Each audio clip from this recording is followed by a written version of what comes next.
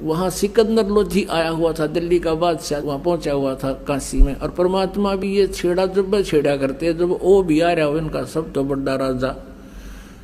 अब सिकंदर लोधी को पास पहुंचा, शेख तकी भी गेल जा रहा था साथ में। और शेख तकी के पास हिंदू मुसलमान सारे इकट्ठे होकर गए, राजा क्या रहा, बड़े अब बादशाह आ रहे हैं। उनको शिकायत किया, भगवान हमारा तो जीना आराम हो गया, बहन बेटियों का घर से बाहर निकलना मुश्किल हो गया, सरेआम वैश्यावृत्ति हो रही है।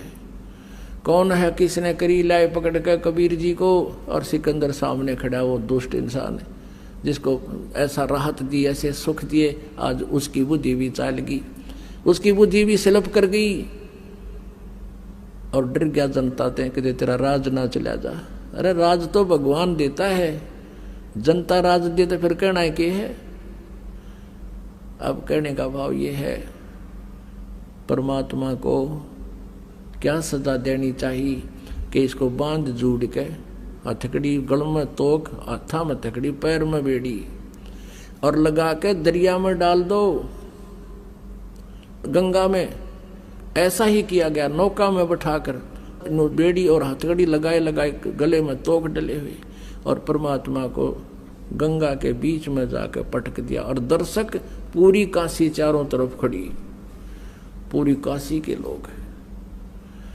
अब वो परमात्मा को जो जल में पटका, हथकड़ी बेड़ी अपने आप टूट के एक तरफ गिर गई, और परमात्मा उस जल पर ऐसे बैठ गए जैसे थल पर बैठा करे, और नीचे से लहरें खूब उमड़ उमड़ कर जा रही हैं।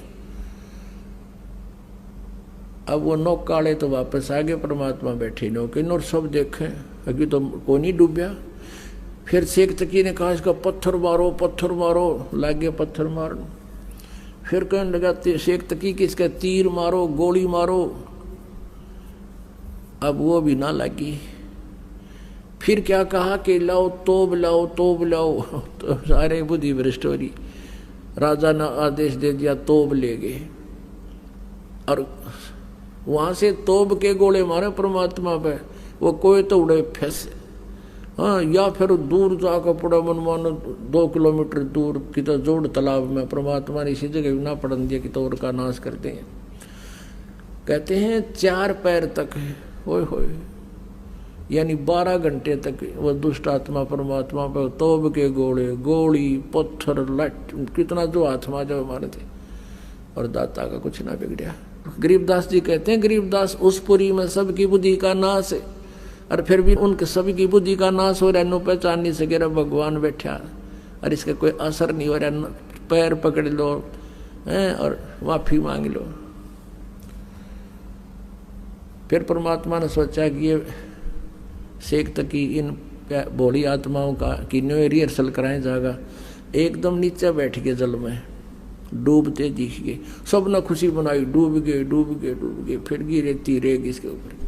शेख तकी ने भेजे रविदास जी के पास कि पूछो वो कहाँ है, भगवान कहा करता कबीर को, भगवान है कबीर, भगवान है कबीर, पूछो कहाँ है वो।